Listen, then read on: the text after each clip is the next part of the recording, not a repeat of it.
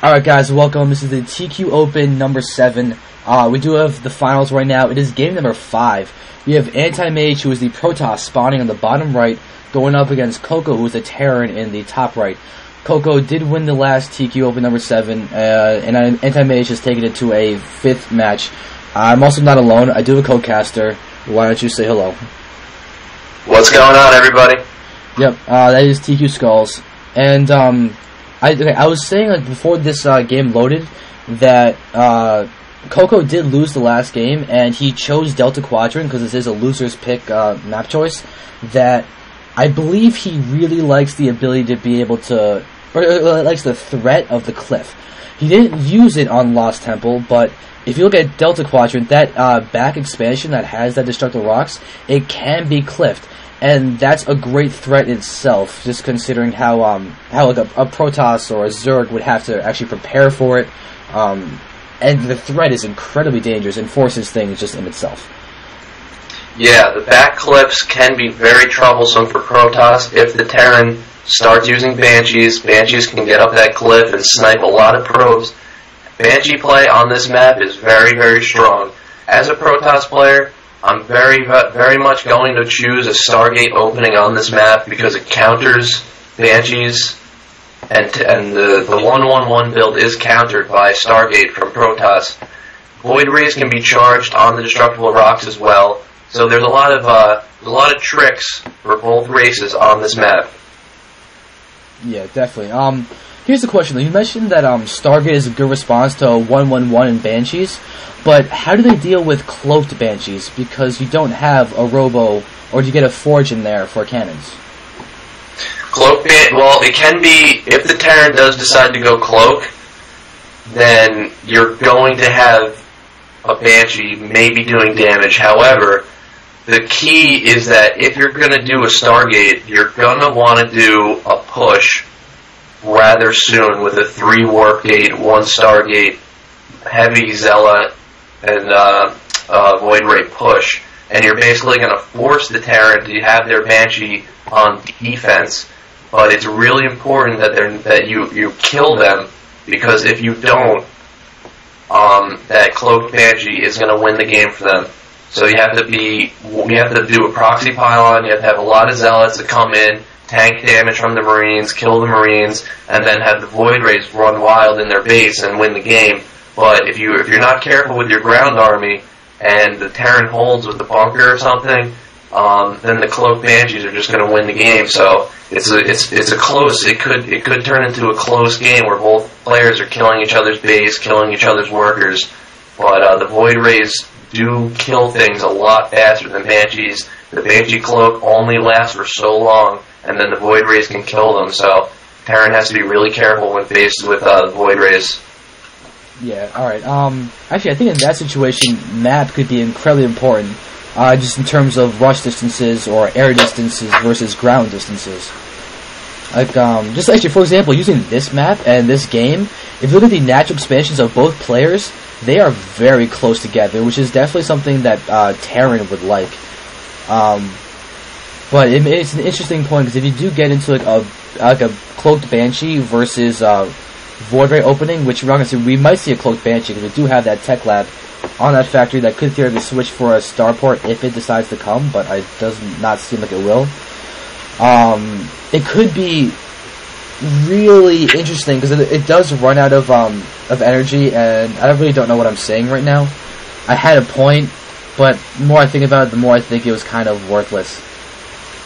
Well, you were talking about how the positions being closer can impact the effectiveness of the build.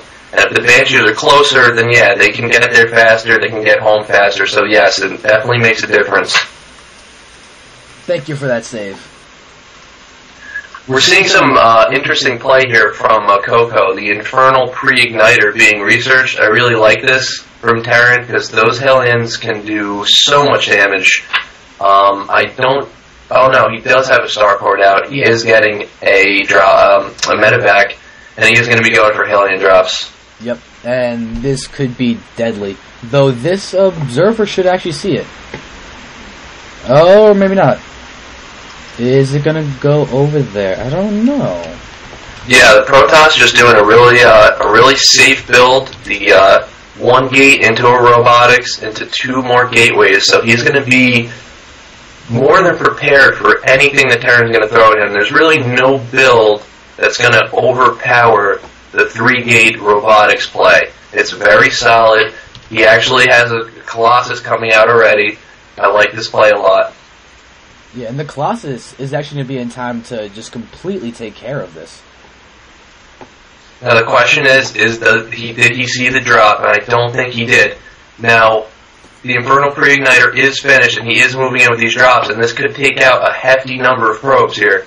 Yeah, but if you look, Antimage is pulling back his units to hit the destructive rocks, which will actually in turn put him in position to defend this.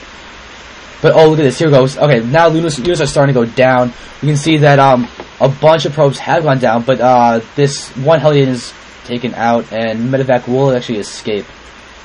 But still, very well defended considering the what went into trying to do this drop. It's actually kind of an expensive drop.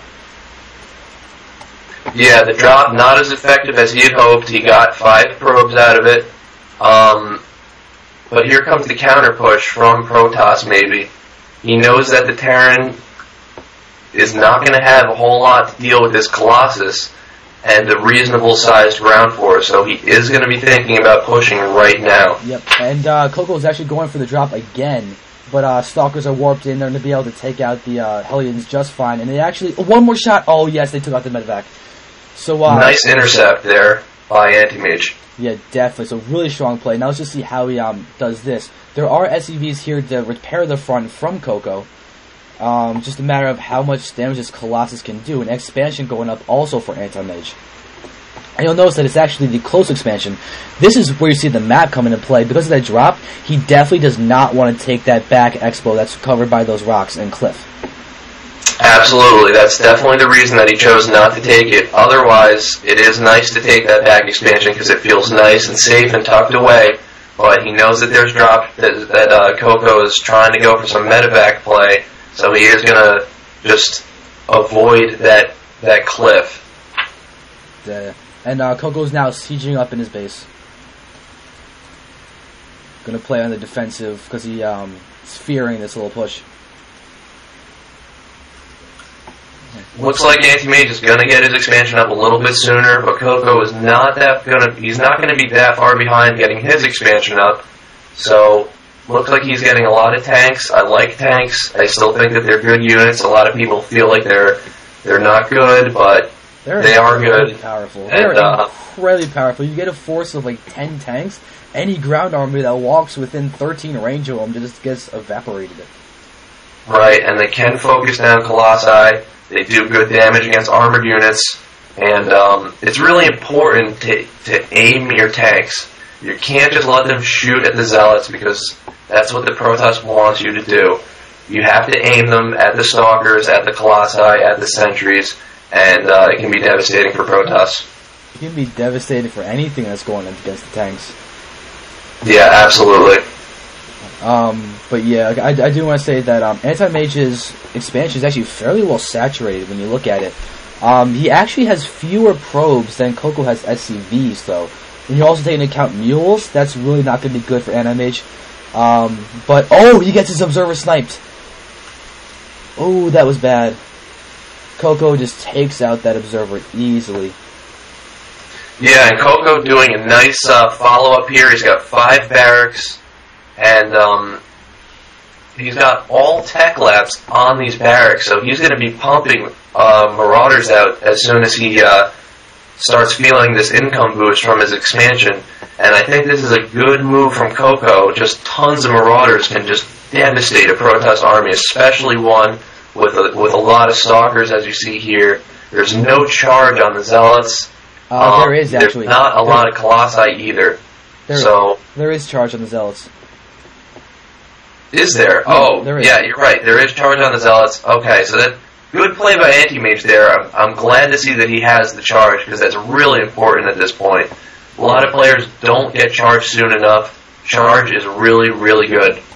Yeah, charge is incredibly important because the problem with Zealots is when they move slowly, you'll notice that when, especially with the force field typing that Antimage does, that the Marauders and Marines will end up dancing like back and forth from the force field because nothing is in range, and the Zealots, as they just walk forward, they're just all of a sudden, all of those Marauders and Marines that have nothing to do will just absolutely erase the Zealots in a half second without the Zealots doing anything. And now that they have charge, they can actually enclose the gap, get up close, deal damage, and not take like 5 million damage before they can actually get into range.